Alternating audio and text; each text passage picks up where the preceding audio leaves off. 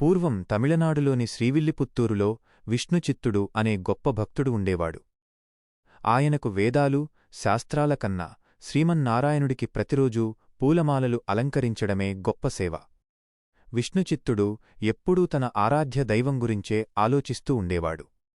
ఒకసారి పాండ్యరాజు వల్లభదేవుడు పరమదైవం ఎవరో నిరూపించినవారికి బహుమతి ఇస్తానని ప్రకటించాడు.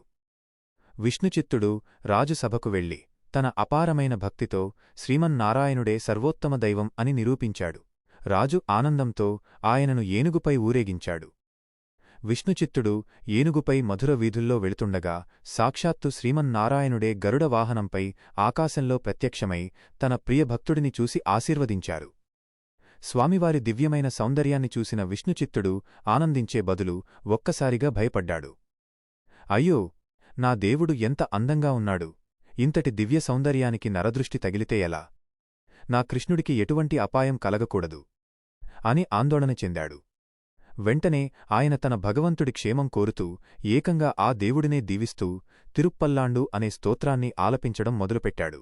పల్లాండు పల్లాండు పల్లాండు పల్లాయి రత్తాండు అంటే వేలవేల సంవత్సరాలు నీకు మేలు కలుగుగాక, భగవంతుడికి మేలు కలగాలనే భక్తుడే ఆ దేవుడిని దీవించడం చూసి స్వామివారు ముగ్ధులయ్యారు.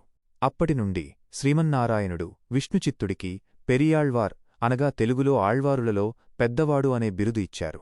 పెరియాళ్వార్ కథ భగవంతుడిపై భక్తుడికున్న మాతృప్రేమ ఎంత గొప్పదో తెలియజేస్తుంది.